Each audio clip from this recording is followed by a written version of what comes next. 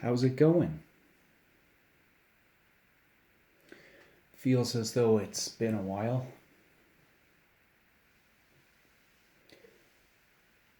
We've been back on lockdown since about a week or 10 days before Easter. No mall, no movie, no restaurant, no school, no kindergarten, no nothing. So kids have been around since a week or 10 days before Easter. We were supposed to be off lockdown just after Easter, but it got bumped to the 11th. Then on the 9th, it got bumped to the 19th, and now the fucking 29th. I don't even fucking know or care anymore. Things of this world, man. October 15th, 2019. Remember that? I'll leave a link. Tell me, how much you been able to take in from at teoteonminds.com or Teote or Teote or how do you pronounce that? Tell me in the comments how you tell yourself my mind's username. Tell me how far you been. Any questions at all so far? At any rate, depending on how far you've been along my mind's account, you might remember October 15th, 2019. Diva doll, you out there? Right. So, the Heavenly Father had been telling me since about 6 months before that October that if there ever was a time to brush off the old Boy Scout motto and set about preparing with earnest haste, it was now. Right? I mean, now I'm no fucking Farmer Joe, and neither's wife a far cry from any kind of dairymaid. We rent out our barn to board horses during the off season. I mean, we don't own any livestock, you know. We were fixing to buy last summer, but the sellers backed out and wife backed out, so I'm a few steps set back from my 6-pack of chickens.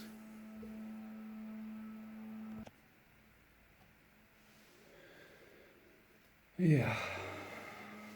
Sometimes I feel like a salmon when it comes to introducing any sort of self-sustaining concept to wife. She's a stone Taurus. She likes her electricity to come from someplace she pays money to. Same with the heat and water. She's as comfy as a moss-covered stone to pay for these things. I figure it's a comfort of knowing that if anything fucks up, you can blame someone else. But if you're self-sustaining and shit fucks up, the only blame you can put is on yourself. And most people are just not ready to do anything like that at all. So I'm working with what God gave me and giving back what I made with it. Mind you, just the other night, wife watched a movie, Killer Joe, Matthew McConaughey. I didn't watch it, but since she's all on fire about pedophiles in Hollywood. Such a cutie, telling me all about the pedophile agenda and how they're pushing it and gaining acceptance. She's a cutie with her fire. I just left her to have her flame.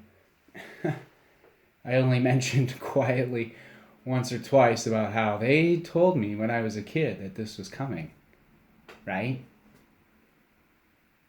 And the bishop told me that some children are habitually sodomized at a young age so as to fuse open a corridor for the light of the coming Messiah. I guess that's supposed to put some kind of Jesus nailers slant on it. Like, you can't blame them because Someone had to fulfill prophecy and hammer those spikes on through. The gist I was given is that the 144,000 received their seals in the ass. So this is why the push for the normalization of pedophilia these days. Now, this is just how it was laid out to me. All right? So don't shoot the messenger, okay? But just think to yourself. Hey, just think to yourself. How's it going to go if you have to bow down to Tom Hanks and Hillary Clinton for opening the corridor of light and ushering in the return of the Messiah? Are you still going to hold on to your preconceived notions of morality, your pillars of virtue, holding up your laurels of narcissism?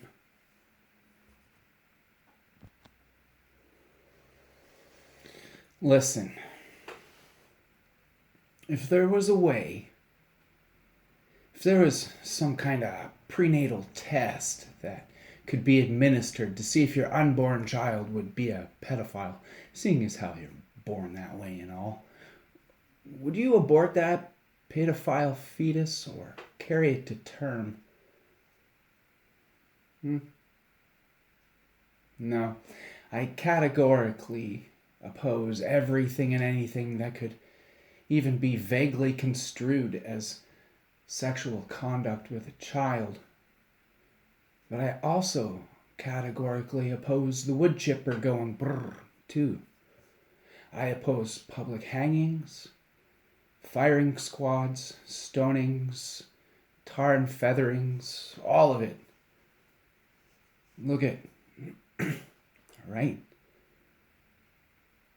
Fucking look at, if I can get past what happened to me throughout my childhood and teenage years, you sure as fuck can calm down with your goddamn righteous indignation. No. You probably don't like how this is all sounding right about now, hey? Like, I'm not joining your pedo bashing mob, so I must be a pedo lover, right? My, how incredibly narrow-minded of you. I can see how easily it really was for them to manipulate your emotions. But here's the thing of it. Nobody getting busted for kitty diddling's responsible for the sealing of the 144,000. You don't know these kitty diddlers. The sealings were completed like 30 years ago now, and none of them are anyone you ever heard of, nor will you ever, I don't think. Remember, though, Tom Hanks is the blue screen. Oprah's the blue screen.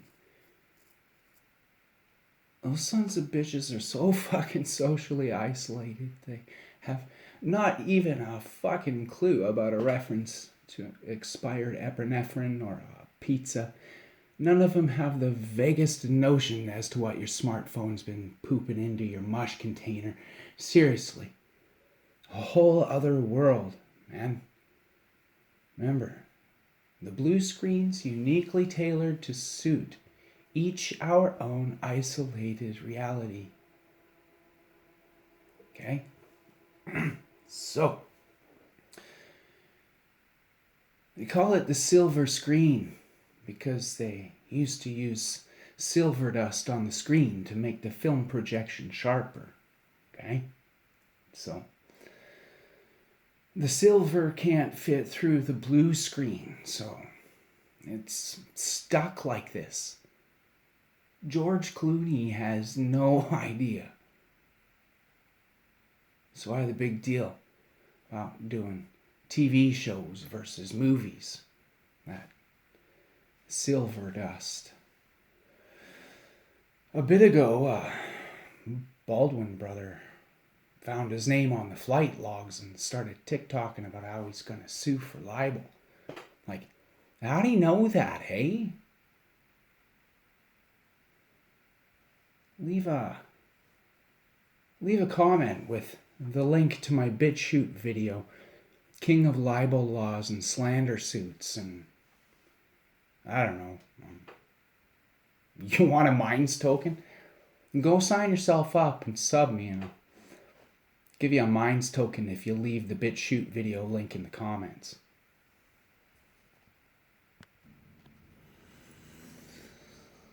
So speaking of Minds.com,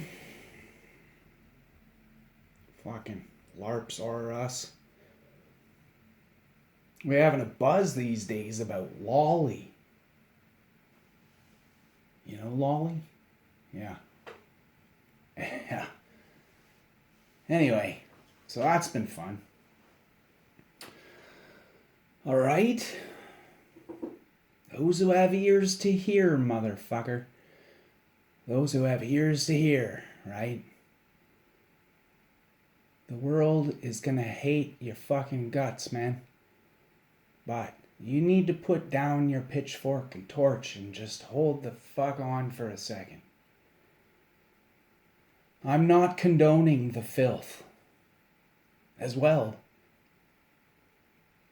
I do not condone the wood chipper. Both sides of the kitty coin are out of line. As fucked as it is that they expect us to accept the kitty diddler, it's just as fucked that you're entertaining the idea of putting a body in a wood chipper. Right? Go on and judge them all to be the degenerate pieces of shit that they are. Yeah, I agree with the verdict. I just don't agree with the sentence.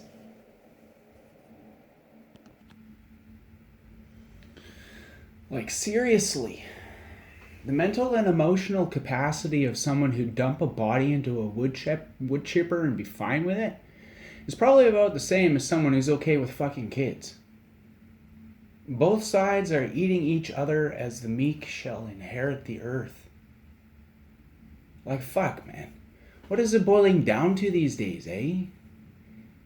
Either a kitty diddling pedo apologist or a psychopathic wood chipper enthusiast. These are the contestants trialed for the finale, eh? Holy shit.